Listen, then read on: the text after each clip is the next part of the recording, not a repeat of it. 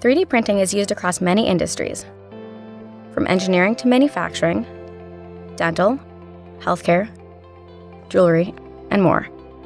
The technology offers a wide range of applications, from visual and functional prototypes to end-use parts.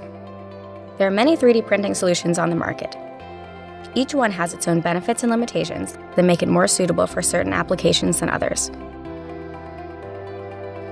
To help you identify the solution that best matches your requirements, we'll be comparing functional and visual characteristics of 3 of the most common 3D printing technologies for plastics: FDM, SLA, and SLS. Choosing the technology and material with the right functional properties is crucial to make sure that your parts will work as designed. Starting with build dimensions. Most common FDM printers offer around 200mm cube-sized build volume, with large format options going as big as 300 by 300 by 600mm size. Like with FDM, professional desktop SLA printers can come in standard or large format models, with most standard sizes being around 200mm cube size, and large format models offering a 5 to 10 times bigger build volume. The build volume of benchtop SLS printers is comparable to standard FDM and SLA printers.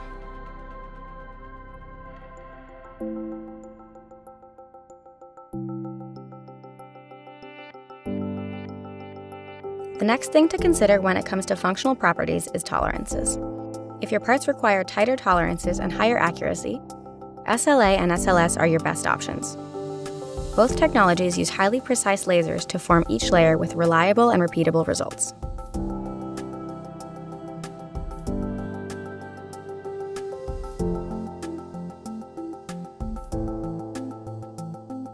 Moving on to material properties, FDM and SLA both offer a wide range of materials with properties comparable to common injection molded plastics. Material selection for SLS is more limited, but this technology is the best choice for durable end-use parts. SLS nylon parts also have great heat and chemical resistance. FDM 3D printers use thermoplastic filaments, such as ABS, PLA, and various blends. SLA printers create plastic parts from a variety of thermoset resins, each formulated to match the characteristics of common plastics. SLA 3D printers offer the most flexibility, literally, with both flexible and soft silicone-like materials. SLA also offers the material with the highest heat deflection temperature of 238 degrees Celsius.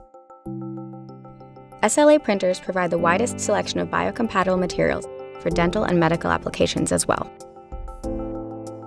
The most common material for SLS 3D printers is nylon, a highly capable engineering thermoplastic.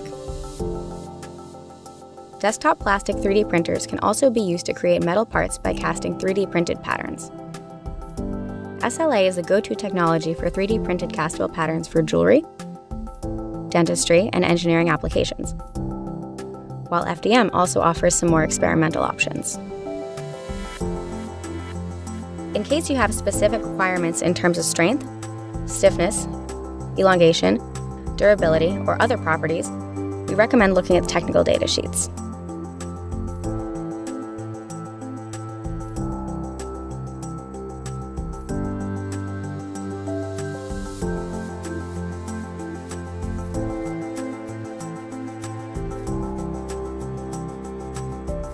For applications like concept, artistic, or sales models, and looks like prototypes, you should select a technology based on appearance and visual characteristics.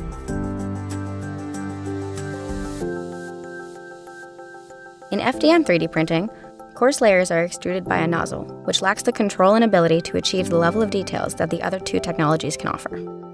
That's why FDM prints tend to have clearly visible layers. Thanks to the highly precise lasers, SLA and SLS are the gold standard for producing high-quality parts and models with intricate details and fine features. In SLA, the laser controls the light with high precision, and each layer takes a parabolic cylinder shape that aligns better with the previous layer. This creates a smoother surface finish right out of the printer with reduced staircase effects, especially for overhanging and upright geometries. SLA is the gold standard for producing high-quality parts and models with intricate details and fine features. SLS printers also use lasers to achieve highly detailed printed parts, but because lasers work by sintering a powdered material, parts come out of the printer with a slightly rough, grainy surface.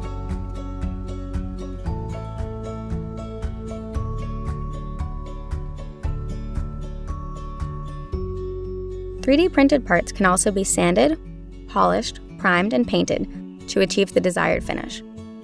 Post-processing SLS parts is the easiest because there are no printed supports to remove from the printed parts. SLA parts require some sanding to remove support marks when printed on supports, while FDM parts need substantially more sanding and polishing before priming and painting for a high-quality finish. FDM materials are available in a wide variety of colors, while some SLA resins can be mixed with color pigments to match almost any custom color.